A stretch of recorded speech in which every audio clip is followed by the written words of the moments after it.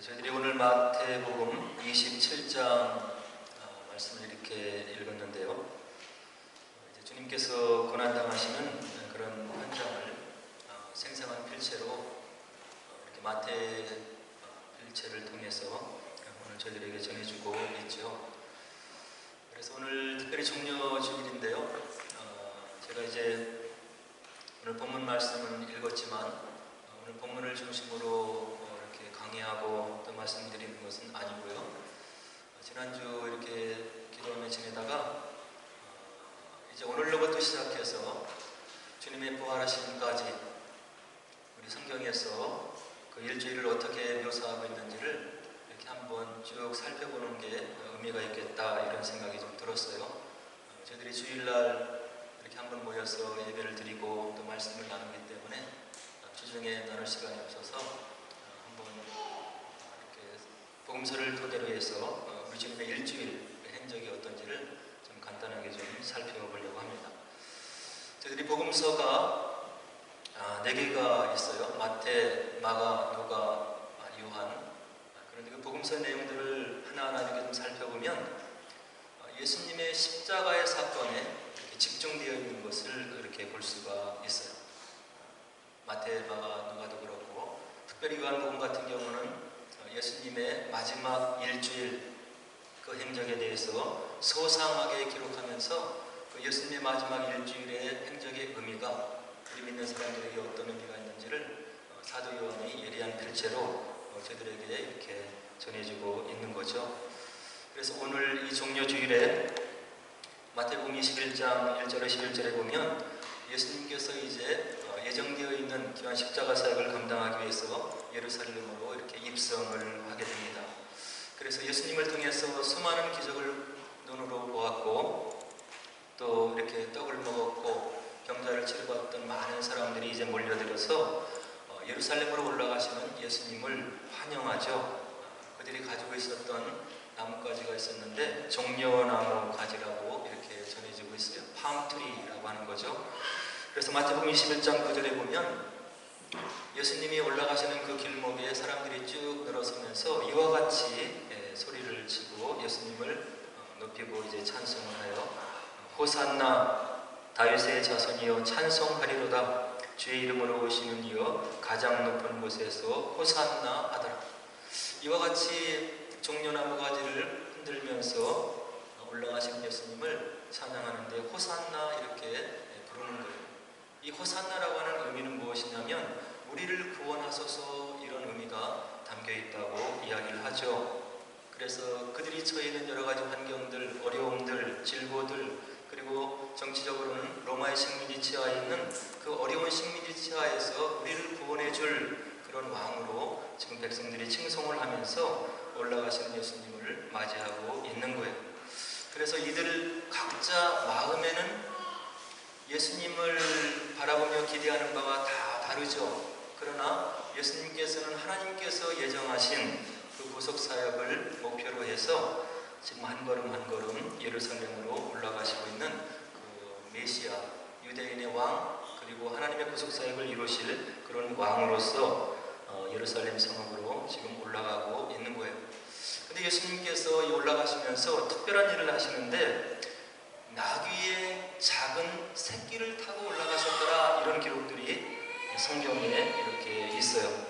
이것은 무엇이냐면 구약에 앞으로 메시아 구원자 하나님의 구원자가 올 것인데 그가 이와 같이 나귀의 작은 새끼를 타고 올라갈 것이다 하는 예언이 예수님 오시기 전에 이미 선지자를 통해서 예언이 되어 있었던 거죠. 그래서 예수님께서 그 예언을 성취하시는 목적으로 나귀의 작은 새끼를 타시고 예루살렘으로 올라가시는 그런 모습을 우리가 볼 수 있는데요. 스가랴서 9장 9절에 보면 스가랴 선지자는 이와 같이 메시아가 어떤 일을 할 것인지에 대해서 예언을 해놓고 있어요.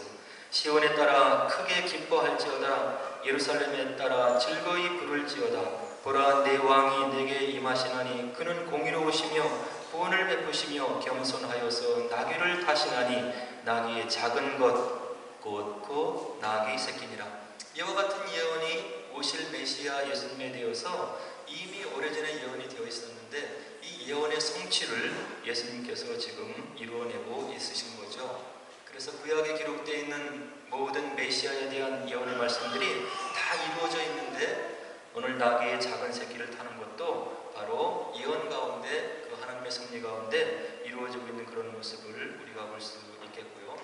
그래서 이제 오늘 예루살렘 성전으로 올라가신 그 예수님이 다음날 월요일에 이제 무슨 일을 하시냐면 마태복음 21장 12절로 17절에 보니까 성전에 가셔서 성전을 청소하는 일을 하시는 거예요.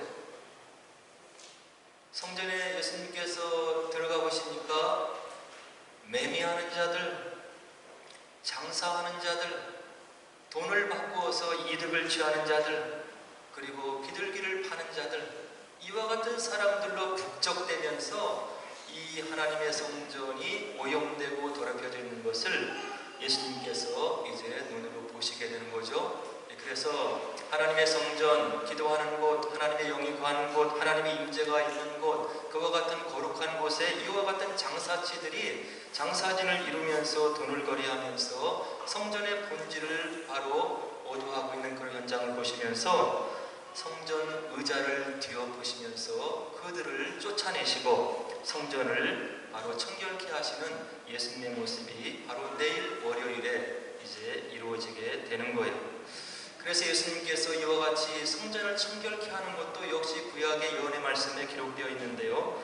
이사야서 56장 7절을 보면 성전에 대해서 이와 같이 하나님 말씀이 이사야 선지자를 통해서 기록해 주시고 있죠. 뭐라고 기록하시냐면 내가 곧 그들을 나의 성산으로 인도하여 기도하는 내 집에서 그들을 기쁘게 할 것이며 그들의 번제와 희생을 나의 제단에서 기꺼이 받게 되리니 이는 내 집은 만민이 기도하는 집이라 일컬음이 될 것입니다. 성전의 원래 기능은 무엇이냐면 이스라엘 백성들, 하나님의 백성들이 성전에 찾아와서 하나님의 임재를 그들이 느끼면서 하나님께 마음을 열고 토로하며 기도하는 곳, 이것이 성전인데 예수님이 예루살렘에 올라갔을 때 그 성전의 기능이 완전히 망가져 버렸고 장사치로 북적거리면서 돈을 버는 그런 시장터로 변해있는 것을 바로 예수님께서 보시면서 이 성전을 청결하는 그런 사건을 바로 내일 이제 이루게 하시는 거죠. 이것은 또 굉장히 중요한 의미가 있는데요. 예수님과 이스라엘 백성들이 보는 건물 예루살렘 성전이 바로 참된 성전이 아니시고 바로 참된 성전으로 오신 예수님이 바로 참된 성전이심을 이런 성전을 청결하는 사건을 통해서 주변에 있는 많은 사람들에게 시위하시고 보여주시는 예수님의 모습을 우리가 마태복음 21장에서 볼 수가 있는 거죠. 그래서 내일 이제 예수님께서 성전을 청결하는 그런 일을 행하시는 것을 우리가 복음서에서 볼 수 있고요.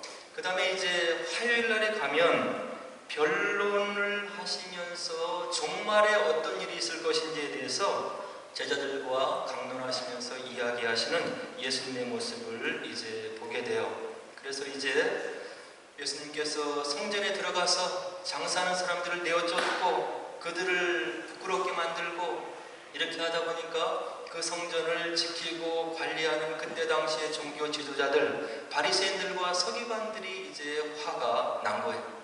그들이 지금까지 해오던 그런 관습들을 꾸짖으면서 성전을 뒤엎는 이런 예수님에 대한 마음의 앙심을 이제 그들이 갖게 되는 거죠.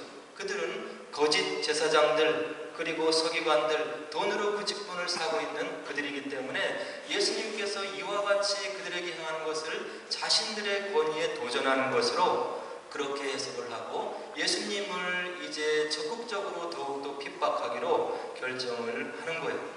그래서 그와 같이 이제 달라붙으면서 예수님에게 이런저런 질문을 하면서 공경에 빠뜨리려고 하는 그런 서기관들과 바리새인들, 외식하는 사람들을 예수님께서 보시면서 화를 내시는데 어떤 언어를 쓰시냐면 화 있을진저 회칠한 무덤 같은 너희들이 겉은 번드르하지만 너희들 마음속에 하나님 말씀이 없고 하나님과 마음이 멀은 그런 외식하는 자들이라고 아주 엄중하게 꾸짖으시는 그런 예수님의 모습, 그런 대항, 그런 변론을 우리가 화요일에서 만날 수가 있는 거죠.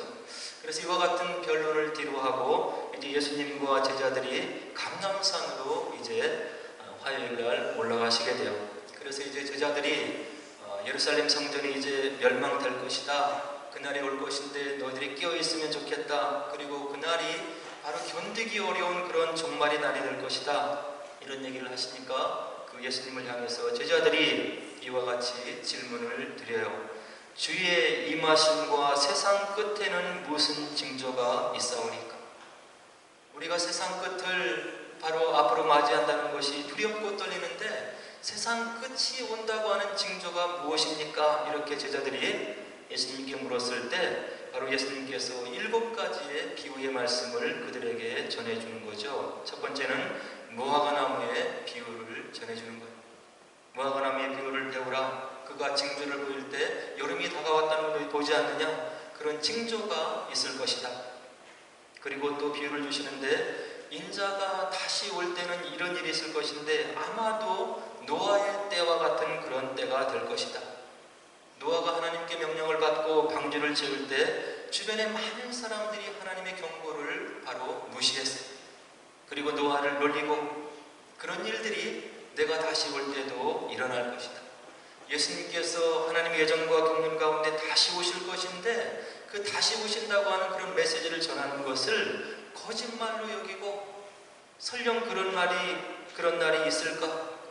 지금 이 땅에 사는 것이 행복하고 이런 죄악의 삶들이 나에게 만족을 주는데 무슨 그런 종말이 있느냐? 이렇게 사람들이 비웃는다고 하는 거죠. 그런 비유를 두셨고 그 다음에 세 번째 비유를 두시는데 맷돌을 가는 사람이 있는데 그 중에서 한 사람은 남겨지고 또 다른 사람들은 데려감을 당할 것이다.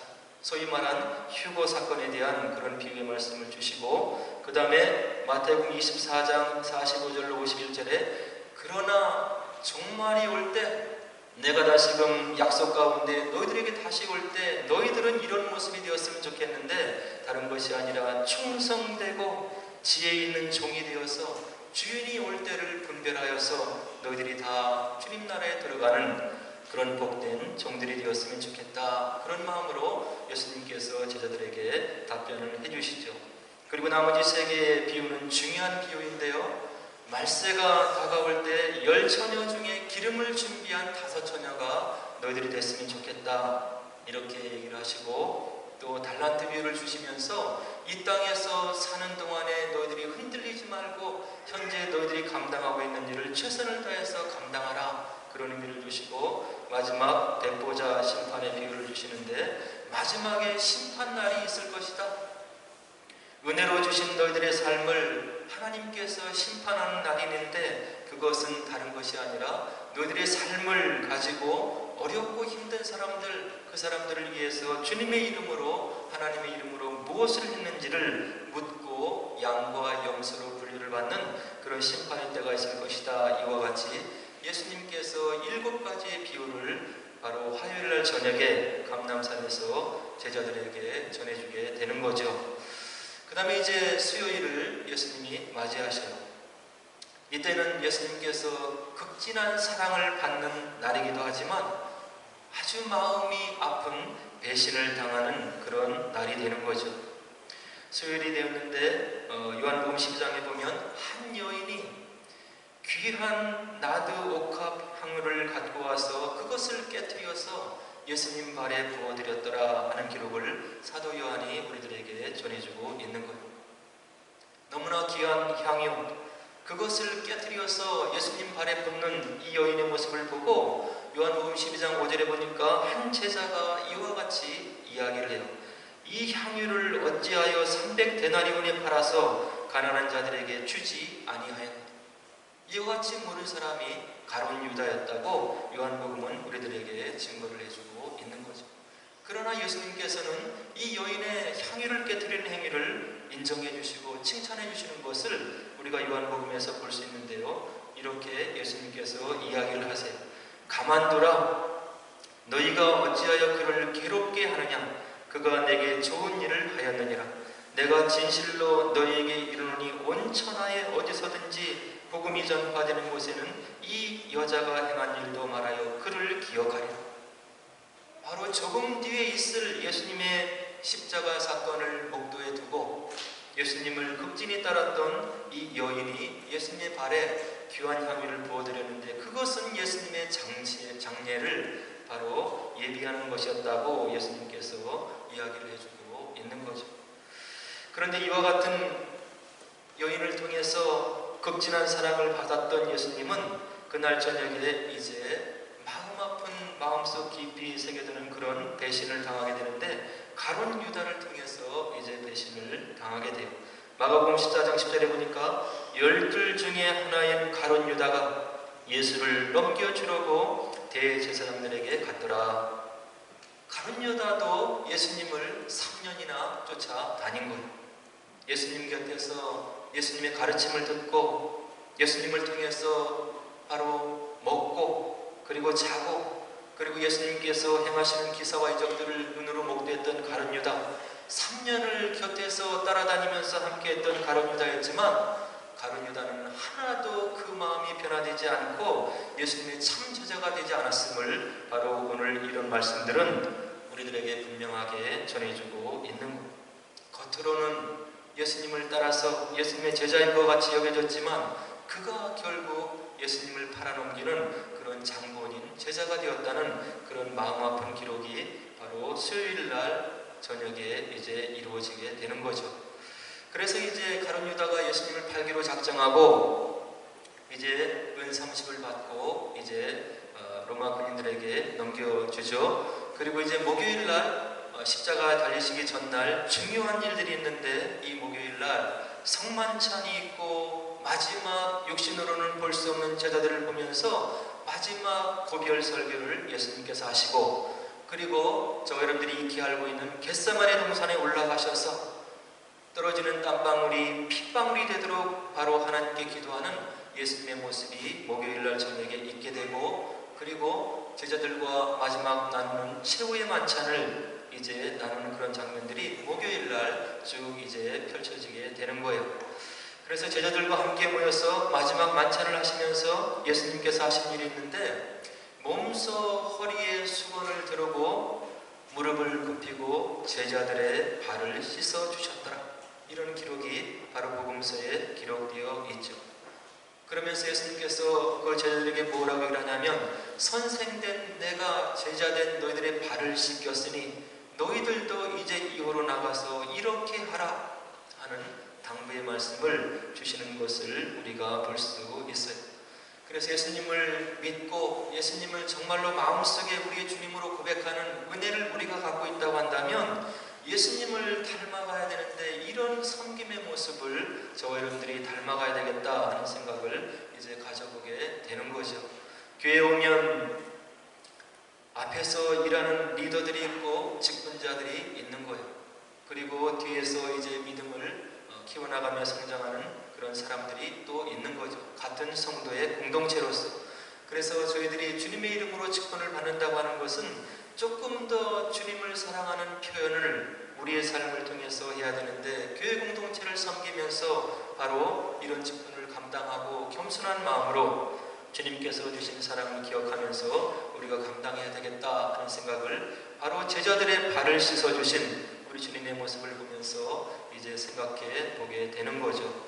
그리고 이제 이 목요일날 저녁에 고별 설교를 하시는데, 요한복음 13장에서 요한복음 16장까지 긴 장에 걸쳐서 예수님의 고별 설교가 기록되어 있는데, 그 중심은 무엇이냐면, 내가 너희들 곁을 떠나지만 너희들이 서로 사랑했으면 좋겠다. 그리고 내가 가는 것은 너와 내가 함께 머물 처소를 예비하러 가는 것이다. 그러니 너무 슬퍼할 것이 없다. 그리고 육신으로는 우리가 헤어지고 바로 이별을 고하지만 우리의 관계를 지속하기 위해서 하나님께서 준비하신 그런 것이 있는데, 바로 보혜사 성령께서 너희들 가운데 이제 오셔서 내가 너희들에게 가르치는 것을 생각나게 할 것이고, 그리고 깨닫게 할 것이고, 하나님 나라의 능력이 무엇인지를 보혜사 성령이 너희들 가운데 머무시면서 바로 너희들에게 가르쳐 주실 것이다. 그리고 내가 너희들에게 당부할 것이 있는데, 너희들이 이 땅에 있는 동안에 환난을 당하게 될 것이다. 그렇지만 담대하라. 내가 너희들과 함께 않게 할 것이기 때문이다. 바로 이와 같은 말씀을 예수님께서 고별 설교 속에서 바로 해주시고 있는 거죠. 저희들도 예수님의 제자인 거예요. 오늘 저와 여러분들은 예수님의 이 사랑을 받고 있는 그런 사람들인데, 우리들이 얼마나 이 명령을 따르고 있는지, 얼마나 우리의 지체들을 사랑하고 있는지, 그리고 예수님께서 예비하신다고 하는 그 처소를 정말 우리들이 얼마나 믿고 있는지, 그리고 예수님의 말씀대로 오신 보혜사 성령이 내 마음속에 얼마나 내주하고 계신지, 나의 문제를 가지고 기도하면 성령께서 간섭하시고 인도하시고 응답하시는 그런 체험들이 저와 여러분들 가운데 있는지를 이 말씀을 바로 생각하면서 다시 한번 생각해 보게 되는 거죠. 그리고 목요일 날 예수님께서 또 하신 일이 있는데 뭐라고 얘기하시냐면, 너희들이 지금 나와 함께 있지만 너희들이 다 나를 버리고 도망할 것이다. 너희들이 지금 내 곁에 있으면서 나를 사랑한다고 하고 내 제자라고 하지만 환란이 이제 닥칠 것인데, 로마 군병들이 닥칠 것인데 한 사람도 내 곁에 남아있지 않을 것이다. 이런 말씀을 예수님께서 제자들에게 미리 하시는 거예요. 그러면서 마태복음 20장 31절에서 그때에 예수께서 제자들에게 이르시되 오늘 밤에 너희가 다 나를 버리리라. 기록된 바 내가 목자를 치리니 양의 떼가 흩어지리라. 구약 말씀을 인용하면서 바로 예수님께서 바로 이와 같은 일들이 일어날 것을 제자들이 떠나기 전에 이야기를 해주시면서 그들의 믿음을 다시 한번 견고하게 하시려고 하는 주님의 마음을 우리가 볼 수 있는 거예요. 그리고 나서 특별히 사랑하시는 제자 베드로를 바라보면서 예수님께서 측은히 여기시는 마음으로 이와 같은 말씀을 하셔요. 마태복음 20장 3, 4절에 예수께서 이르시되 내가 진실로 내게 이르노니 오늘 밤 닭 울기 전에 내가 3번 나를 부인하리라. 베드로는 이 말씀의 예언대로 그대로 이루어졌어요. 한낱 연약한 여종 시종이 베드로를 추궁하는 말을 견디지 못해서 내가 그가 누구인지 전혀 모른다고 3번씩이나 철저히 부인하는 베드로의 모습을 우리가 복음서에서 확인할 수가 있는 거죠. 3번째 부인의 음성을 입에서 내뱉자마자 예수님이 그 일이 있기 전에 말씀하신 대로 수탉이 2번 우는 그런 장면을 복음서에서 볼 수가 있는 거예요. 사건이 일어나기 전에 이런 일이 있을 것이라는 것을 예수님께서 내다보시고 제자들에게 얘기하신 것은 그런 일들을 경험하면서 그들의 믿음을 세우시기 위한 예수님의 사랑이었다고 하는 것을 저들이 말씀을 통해서 이제 볼 수가 있는 거죠.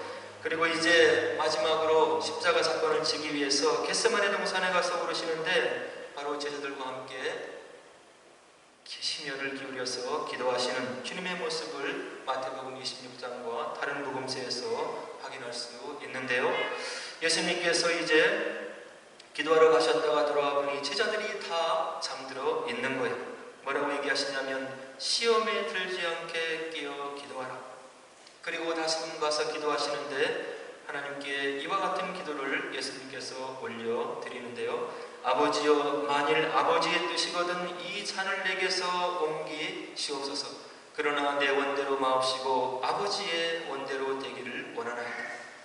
이런 기도를 올려드리고 나서 들이닥친 로마 병정에게 이제 잡혀가셔서 금요일날 이제 온갖 고초를 당하시고 이제 금요일날 이제 십자가에 달리시는데요.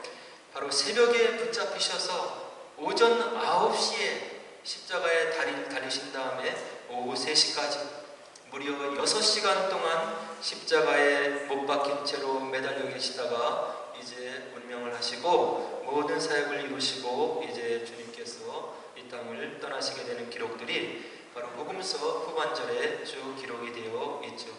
근데 예수님께서 이와 같이 6시간 십자가 달려 계시면서 7번의 말씀을 하셨는데 복음서들을 다 찾아보니까 다음과 같은 말씀들을 하셨다고 이야기를 하고 있어요.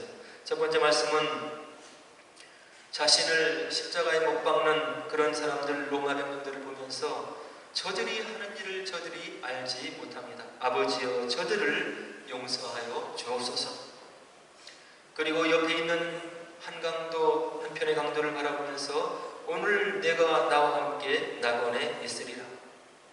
그리고 육신의 어머니를 떠나보내면서 마리아를 바라보면서 옆에 있는 제자 요한을 바라보고 이렇게 십자가상에서 이야기를 하세요. 여자여 보소서 아들이니이다. 보라 내 어머니라 하면서 육신의 아들 된 도리를 십자가에 달리셔서도 최선을 다해서 감당하시는 주님의 모습을 볼 수 있고요. 그 다음에 이제 하나님을 향해서 기도하시는데 나의 하나님 어찌하여 나를 버리셨나이까. 그리고 요한복음 19장에 내가 목마르다. 그리고 요한복음 19장 30절에 다 이루었도다. 그리고 마지막 누가복음 23장에 내 영혼을 아버지 손에 부탁하나이다. 이와 같이 십자가에 달리셔서 7마디의 말씀을 하시고 구속사역을 이루시고 이제 주님 하나님의 품에 안기시는 예수님의 모습을 볼 수 있고요.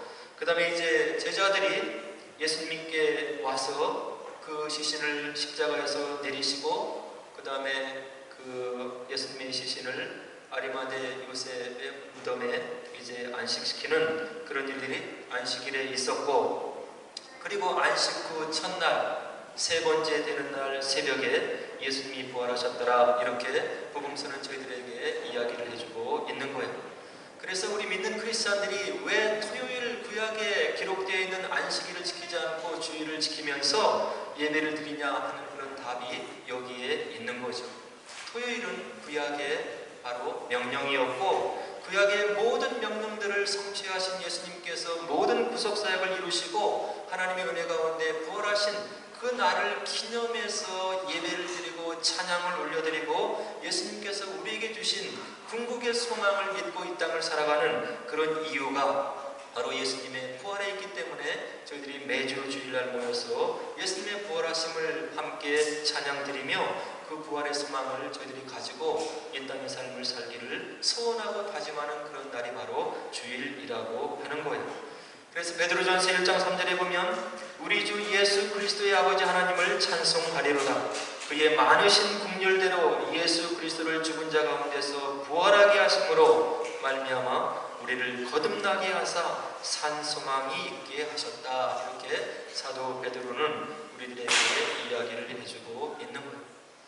그래서 이와 같이 일주일 동안 예수님께서 우리를 다시금 살리기 위해서, 그리고 다시금 하나님의 자녀로 삼기 위해서, 그리고 참되고 궁극적인 소망을 우리에게 주시면서 이 땅의 삶을 살게 하시기 위해서 바로 일주일에 이와 같은 고난의 행적을 예수님께서 바로 걸어가셨던 것이죠. 그래서 이 고난주간을 지내면서 하루하루 주님의 고난을 우리가 마음에 새기고 묵상해서 주님께서 우리에게 주신 하나님과 우리를 다시금 화목하게 해주신 그 은혜를 기억하시고 주님의 십자가의 사역으로 우리가 다시금 새로운 피조물이 되었음을 기억하면서 감사하시고 하나님 앞에 나아갈 수 있는 구속받은 자로 우리를 다시금 세워주심을 하나님께 감사하시고, 그리고 주님의 고난과 부활에 참여해서 주님께서 우리에게 주신 궁극적인 바로 영생의 소망을 주신 것을 우리 마음속에 꼭 새기시고 이 주님의 고난에 우리가 동참하시고, 그리고 이 고난의 능력을 우리가 주님을 통해서 바로 받고 우리 마음속에 새기고, 그리고 성령께서 우리의 삶을 주관하시는 가운데 우리가 주님께 온전한 영광을 돌려드리고, 그리고 우리의 삶을 통해서 하나님께 큰 영광이 되는 그런 복되고 아름다운 믿음의 삶을 사시기를 주의 이름으로 간절히 축원을 드립니다.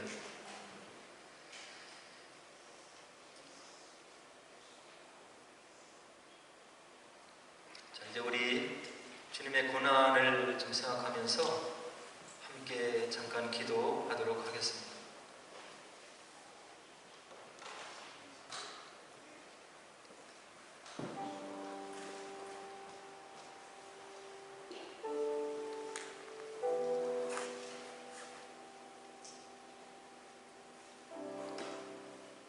일 년 365일 우리에게 모두 다 의미가 있는 날이지만 특별히 이 고난주간은 우리 믿는 사람들에게 큰 의미가 있고 매우 중요한 의미가 있는 그런 날입니다. 주님의 고난이 무엇을 의미하는지, 구원받을 자격이 전혀 없는 우리를 다시금 구원하시고 영원한 생명을 주신 그 주님, 그 일을 위해서 십자가의 고초를 온전히 겪으신 그 주님, 그 사랑의 주님을 저들이 마음에 새겼으면 좋겠습니다. 복음서에 기록되어 있는 문자로 끝나지 않게 하시고 그 고난의 의미가 우리 마음속에 깊숙이 새겨들게 하셔서 이 땅의 삶을 주님의 제자로 살게 하옵소서. 주님께서 약속하신 그 나라, 그 하나님의 권능의 나라가 우리가 일상 속에서 올려드리는 기도의 응답을 통해서 체험하는 저희들 되게 하옵소서. 하나님 나라의 능력을 체험하는 자들이 되어서 견고한 믿음을 가지고 주님 나라의 믿음의 일꾼들이 되게 하옵소서. 이 땅의 삶을 통해서 주님을 더욱더 영화롭게 하고 주님의 마음을 시원케 해드리는 복된 믿음의 심령들이 되게 하옵소서. 우리 함께 기도하도록 하겠습니다. 기도하겠습니다.